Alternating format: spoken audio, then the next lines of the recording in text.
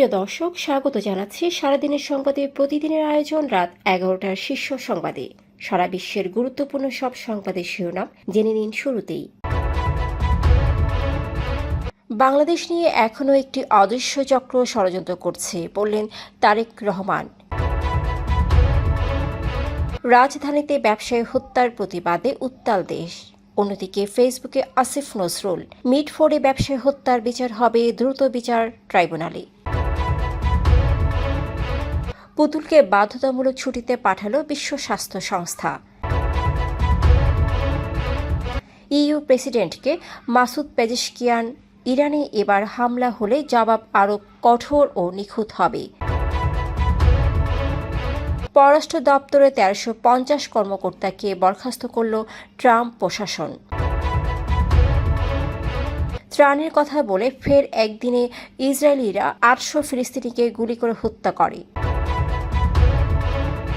ভারতে বাংলাদেশি বলে ৪ শতাধিক মুসলিম শ্রমিককে আটক, পরে মুক্তি। অন্যদিকে সুনামগঞ্জ সীমান্তে বিএসএফ এর গুলিতে বাংলাদেশের যুবক নিহত। মিয়ানমারে বৌদ্ধ মঠে জান্তার বিমান হামলা, নিহত ২০। লেবাননে $10 কোটি সামরিক সরঞ্জাম বিক্রির অনুমোদন যুক্তরাষ্ট্রের। অন্যদিকে কিউবার প্রেসিডেন্টের উপর যুক্তরাষ্ট্রের ভিসা নিষেধাজ্ঞা। বন্যা সমাধানে সেনাবাহিনী দিয়ে বাঁধ নির্মাণের চিন্তা করছে সরকার বললেন উপদেষ্টা ফারুকী আজম। শুনছিলেন সংবাদ শিরোনাম, এবারে বিস্তারিত। ফ্যাশন ব্র্যান্ড মানে আর্ট।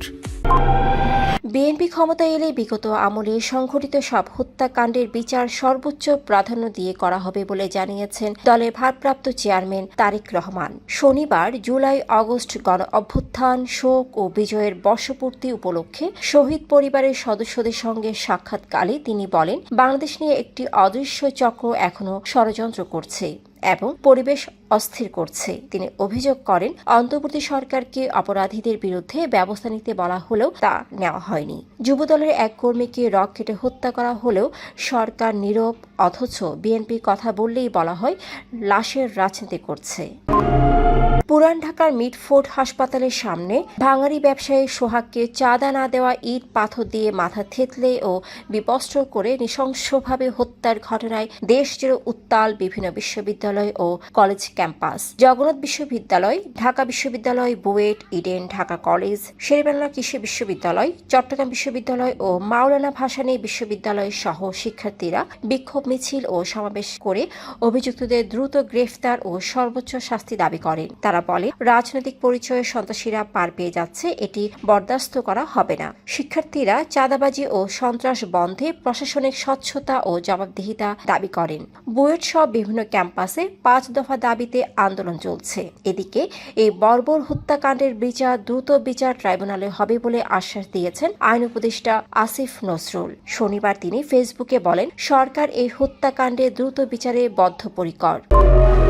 বিশ্ব স্বাস্থ্য সংস্থার দক্ষিণ পূর্ব এশিয়া আঞ্চলিক কার্যালয়ের আঞ্চলিক পরিচালক সাইমা ওয়াজেদ পুতুলকে অনির্দিষ্টকালের জন্য ছুটিতে পাঠানো হয়েছে। সিদ্ধান্তটি ১১ জুলাই থেকে কার্যকর হয় এবং কর্মীদের এক অভ্যন্তরীণ ইমেইলে WHO মহাপরিচালক তেদ্রোস আধানম বিষয়টি জানান। ৪ মাস আগে সাইমার বিরুদ্ধে জালিয়াতি ও ক্ষমতার অপব্যবহারের অভিযোগে দুদক ২টি মামলা করে। তার স্থলাভিষিক্ত হচ্ছেন WHO সহকারী মহাপরিচালক ডক্টর ক্যাথরিনা বোহেম, যিনি ১৫ জুলাই নয়াদিল্লিতে SEARO দপ্তরে যোগ দেবেন। ২০২৪ সালের জানুয়ারিতে শেখ হাসিনার কন্যা সাইমা ওয়াজেদ এ পদে দায়িত্ব নেন। তবে তার নিয়োগ নিয়ে শুরু থেকে বিতর্ক ছিল। অভিযোগ রয়েছে, প্রধানমন্ত্রীর প্রভাব খাটিয়ে তিনি পদে আসীন হন।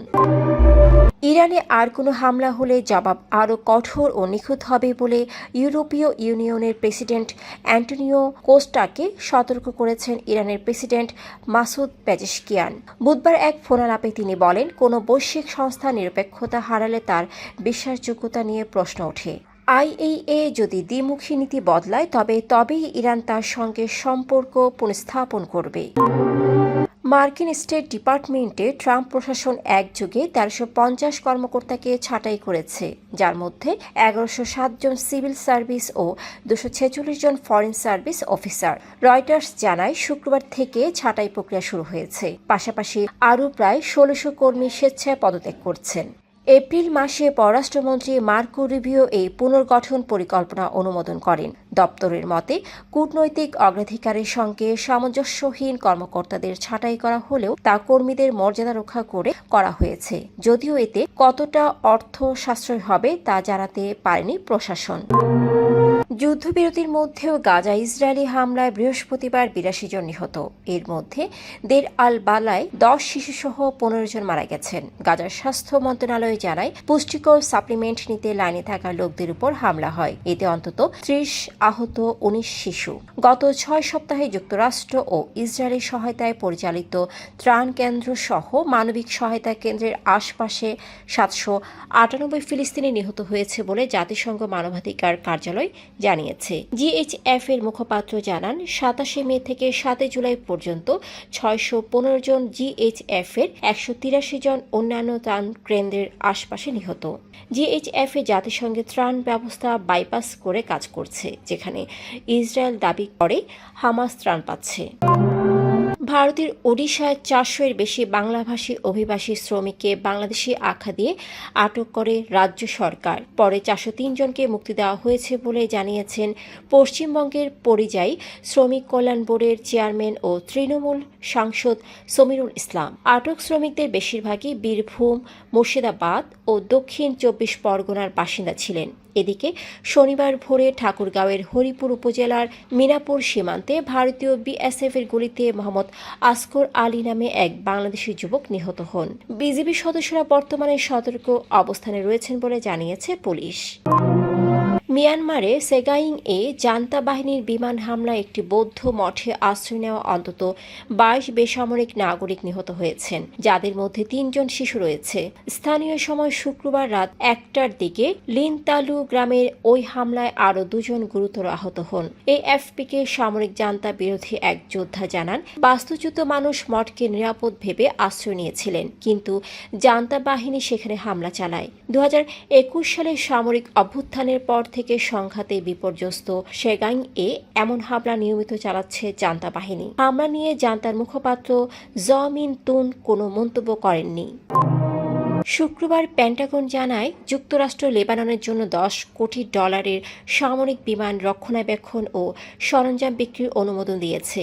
এই বিক্রয় যুক্তরাষ্ট্রের পররাষ্ট্রনীতি ও জাতীয় নিরাপত্তাকে সমর্থন করবে এবং মধ্যপ্রাচ্যে লেবাননের ভূমিকা আরও শক্তিশালী করবে।